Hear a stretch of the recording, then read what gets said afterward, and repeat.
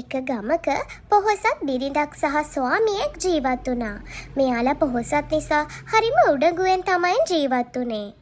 දවසක් මේ උපාලි මුදලාලිට ව්‍යාපාර වැඩකට කිහිප දවසකට දුර බැහැරකට යන්න සිද්ධ වෙනවා. මේ ගෙදර වැඩ කටයුතු සේරම කළේ කමල කියන සේවිකාව. කමල මුළු දවස තිස්සෙම ගොඩක් මහන්සි වෙලා වැඩ කළා වුණත් කරුණා කමලට සැලකුවේ හරිම නරක විදිහට. මේ ගමේම ටිකක් ඈතට වෙන්න කැලේ ඇතුලේ අතෑරලා දාපු පාළු ලිඳක් තිබුණා. කාලයකට කලින් එක කාන්තාවක් මේ ලිඳට පැනලා මිය ගිහින් තිබුණා. එදායින් පස්සේ හැමදාම රැට මේ ලිඳෙන් අමුතු අද්භූත ශබ්ද ඇහෙන්න පටන් ගත්තා. ඒක නිසා කිසිම කෙනෙක් මේ ලිඳ ළඟට ගියේ නැහැ. එක දවසක් කමල සුපුරුදු විදිහට ගෙදර වැඩ කරමින් හිටියා. අනේ ඇත්තමයි කමලා තමුන් තාමත් ගෙදර වැඩ කරලා ඉවර නැද්ද? මට පේන්නේ අද කමල ලොකු හාමිනේ පරක්කු වෙලාද කොහෙදෝ නැගිටලා තියෙන්නේ නේද? කතා කරනවා ගෑණියේ මොකද තමුන් අද ගෙදර වැඩ ඉවර කරලා නැත්තේ? අනේ නෝනා මට සමා වෙන්න අද මගේ ඇඟට ගොඩක් අමාරුයි වගේ. ඒක හන්ද තමා හාමිනේ මාව ටිකක් පරක්කු වෙලා ඇහැරුනේ. මං හෙට ඉඳන් උදේම ඇහැරෙන්නම් නෝනා. අද මගේ ගෙදරට නෑදෑයෝ එනවා. ගෙදර පුරවලා තිබුණු වතුරත් ඉවරයි. ඉක්මනට ගඟට ගිහිල්ලා වතුර අරන් එනවා. අනේ හාමිනේ ඒත් දැන් කළුවර වැටෙන්නත් ළඟයිනේ. අනිත් එක ගඟ තියෙන්නේ ගමට ගොඩක් දුරින්නේ. මං දැන් ගියොත් ගෙදර එන්න වෙන්නේ ගොඩක් රෑ වෙලා. අනේ ඒක හන්ද හාමිනේ මං හෙට උදේට ගිහින් ගඟෙන් වතුර අරන් එන්නද? අනේ තමුන්ට මං කියන දේ තේරෙන්නේ නැද්ද? මගේ මල්ලි අද මෙහෙ එනවා. එයාලා එනකොට වතුර නැති වුණොත් ලැජ්ජා වෙන්නේ මම. යනවා දැම්ම ගිහින් වතුර අරන් එනවා. ඔන්න ඉතින් කමලා කල දෙකකුත් ඔළුවේ තියාගෙන වතුර හොයාගෙන ඇවිදගෙන ගියා. මෙහෙම ඇවිදගෙන යද්දි කළුවර වැටෙන්න පටන් ගත්තා. කමලත් මේ වෙලාවේ අර අද්භූත ලිඳ පහු කරගෙන යන ගමනුයි හිටියේ. අනේ දෙවියනේ හොඳටම කළුවර වැටිලා නේද? මං ගෙදර යද්දි ගොඩක් රෑ වෙයි. ගඟ ළඟටත් ගොඩක් දුර එකේ මට මේ ලිඳෙන්ම වතුර පුරව ගන්න පුළුවන් වෙයි. අනේ ඒත් ගම්මු කියනවා නේද මේ ලිඳේ එක භූතයෙක් ඉන්නවා කියලා. අනේ මම දැන් මොකද කරන්නේ? දෙවියනේ මට තව දුර යන්නත් බැහැ රෑ වෙන හන්දා. කමක් නෑ මං මේ ලිඳෙන්ම වතුර පුරව ගන්නවා. ඔන්න ඉතින් කමලා කල දෙකත් අරගෙන ලිඳ ළඟටම ගියා. කමලා ලිඳ ළඟට ගිහින් ඔළුව දාලා බලනවත් එක්කම කමලට අමුතු අද්භූත ශබ්ද ඇහෙන්න පටන් ගත්තා. අනේ කවුද ඉන්නේ? අනේ මාව බේරගන්න. මාව ගිලෙනවා. අනේ බේරගන්න. අනේ කවුද ඒ කෑ ගහන්නේ? ගෑනු කෙනෙක්ගේ කටහඬ වගේ තමයි ඇහෙන්නේ. කවුද ඔය?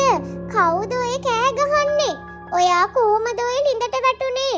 ඔයාට මාව ඇහෙනවද? ඒත් එක්කම ලිඳ ඇතුලේ හිටපු යකින්න අත දාලා කමලව ලිඳ ඇතුලට ඇදලා ගත්තා.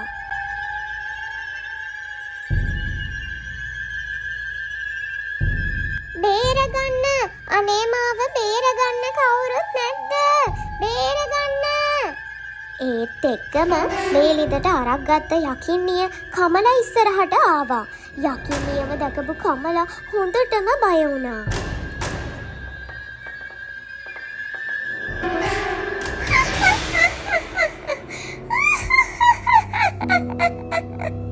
අවුරුදු ගානකට පස්සේ අද තමයි මනුස්ස පරාණයක් මේ ලිඳ ළඟට ආවේ.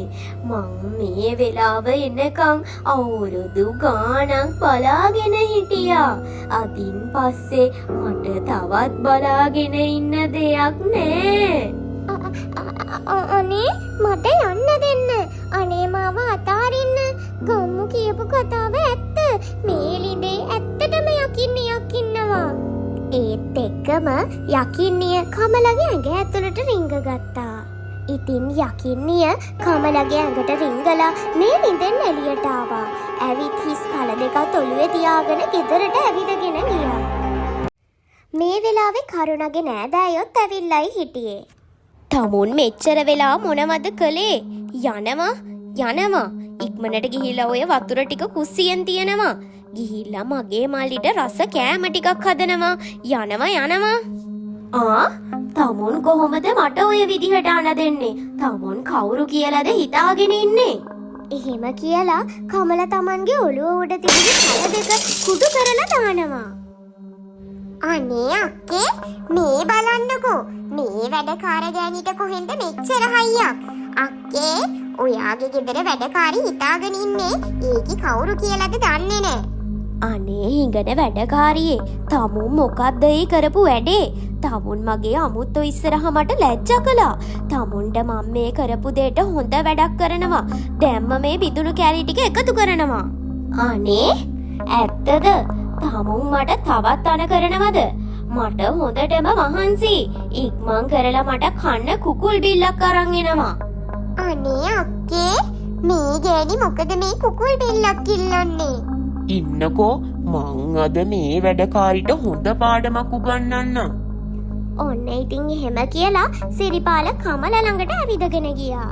ගිහිල්ලා කමලගේ කොණ්ඩෙන් තදින් අල්ලගෙන හොලවන්න පටන් ගත්තා.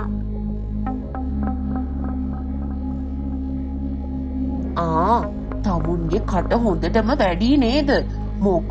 මොකෝ දැන් සද්දයක් නැත්තේ? ඒ වෙලාවේ කමල සිරිපාලගේ අත හයියෙන් හැපුවා. අනේ දෙවියනේ මේ යකින්නේ මගේ අත හැපුවනේ. අම්මේ මගේ අත. තමුන්ට කොහෙන්ද මෙච්චර හයියක්? තමුන්ට මම අද කමලට පාඩමක් උගන්වන්න හිතාගෙන කරුණා ඉස්සරහට ආවා. ඒත් කමලා පැනලා කරුණගේ කොණ්ඩෙන් අදින්න පටන් ගත්තා. අනේ මෝඩ ගෑණියේ තමුන් ආවද මට පාඩමක් උගන්වන්න? අනේ කමලා ඔහෙට මොකද්ද මේ වෙලා තියෙන්නේ? මේ ගෑණි දැන් කිසිම කෙනෙක්ට බය නෑනේ. අනේ කමලා හොඳ ළමයා වගේ මගේ කොණ්ඩෙන් අතාරින්න බේරගන්න. අනේ මල්ලියේ මාව බේරගන්න. ඊට පස්සේ මේ තුන් දෙනාම ඉක්මනින් ගෙදරින් එළියට දුවලා ආවා. අනේ නීලා අපි යමු යන්න. මට නම් මේ යකින්නත් එක්ක ඉන්න බෑ. අනේ මල්ලියේ මාව තනියම දාලා යන්න එපා. මට ඒ යකින්න එක තනියම මේ ගෙදර ඉන්න බෑ. ඒ යකින්නි මාව මරලා දාවි. අනේ මන් දන්නේ නැහැ. අපි දැන් මේකට මොකද්ද කරන්නේ? අපිට ගෙදර යන්න විදිහකුත් නෑනේ දැන්. තව ටිකකින් කමල නිදාගනි. අපි ටිකක් මෙතන ඉඳලා හිමීට ගෙදර යමු. මේ තුන් දෙනා ටික වෙලාවක් මෙතන ඉඳලා ගෙදරට යන්න පිටත් වුණා. පේන විදිහට යකින්නේ නිදි වගේ. අපි යමු ගේ ඇතුළට. මං හෙට ඔය යකින්නට හොඳ වැඩක් කරන්නම්කෝ. ඔන්න ඉතින් තුන් දෙනාම හිමීට ගේ ඇතුළට ගියා.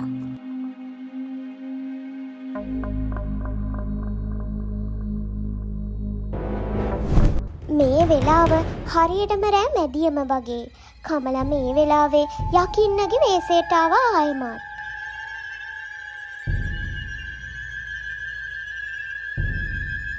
ඉතින් මේ යකින්නිය ගෙදර උදවිය නිදාගෙන ඉන්න කාමරයට ඇතුල් වුණා.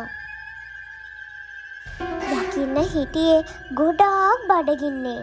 යකින්න දැක්කා සිරිපාලගේ කකුල.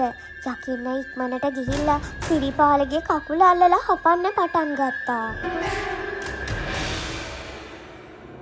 අනේ මාව බේරගන්න. මේ යකින්න මගේ කකුල කනවෝ. මේ සද්දෙට කරුණත් සිරිපාලගේ බිරිඳත් දෙන්නම නැගිටිනවා. යකින්නව දැකපු මේ දෙන්නත් හොඳටම බය වුණා. එයාලටත් හිතාගන්න බැරි වුණා ඊළඟට මොකක් කරන්නද කියලා. අනේ මේ ඉන්නේ අර වැඩකාරි නෙමෙයි. මේ ඉන්නේ යකින්නියක්. මන්නම් හිතන්නේ අනිවාර්යෙන්ම අර වැඩකාරිගෙකට යකින්නියක් වැහිලා. අපි දැන් මොකද කරන්නේ? මං අවුරුදු ගානක් බඩගින්නේ හිටියේ. මං තමුන්ලා සේරම මගේ නිද ළඟට අරගෙන ගිහිල්ලා බඩ පීරෙන්න කනවා. තමුන්ගේ කකුලේ ගොඩක් රසයි. ඒක හන්දා මං තමුන්න තමයි මුලින්ම කන්නේ. අනේ මට නම් බෑ. මේ යකින්න අපිව කයි. අපි දුවමු.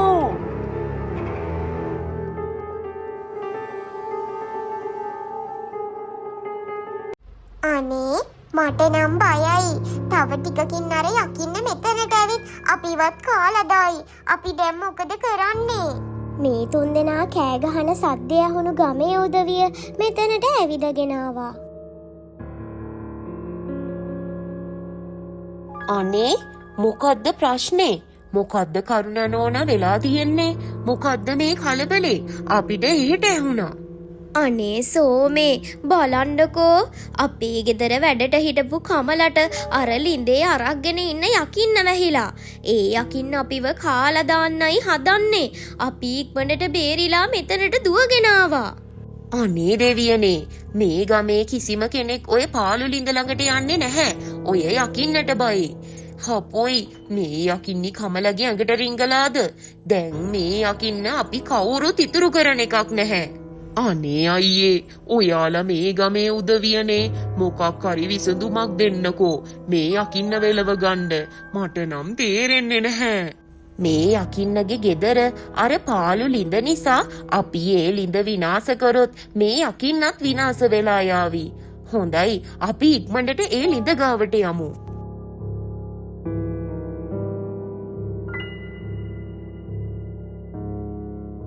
ඔන්න ඉතින් මේ හැමෝම ලිඳ ගාවට එකතු වුණා. අනේ අර යකින්න තව ටිකකින් කොහොමත් මෙතනට එයි. ඇවිත් අපිව කාලා දායි.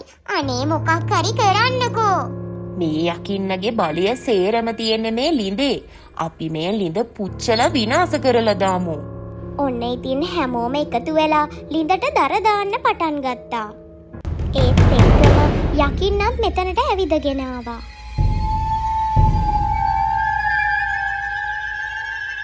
යකින්නව දැකපු හැමෝම හොඳටම බය වුණා. අනේ ඉතිපිසෝ භගවාරහන් සම්මා සම්බුද්ධෝ, අනේ දිව්‍යනේ අපිව බේරගන්න. අද නම් මරු දවස. මට බඩ පිරෙන්න කෑව හැකි. දවස් ගානකටම හරියන්න කෑම තියෙනව මෙතන. තමුන්ට බෑ අපිට මුකුත් කරන්න. හැමෝම එකතු වුණාම යකින්නක් උනත් පැරද්දුව හැකි. ඔන්න ඉතින් ඒත් එක්කම සිරිපාල ගිනි බෙනෙල්ල අරගෙන ලිඳ ඇතුළට දැම්මා. මොහොතකින් මුළු ලිඳම ගිනි ගන්න පටන් ගත්තා. අනේ තමුල මොකද්ද ඒ කළේ?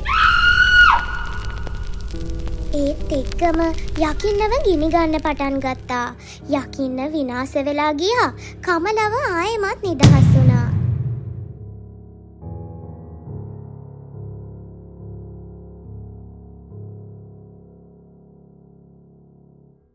කමලා, ඔයා හොඳින් නේද?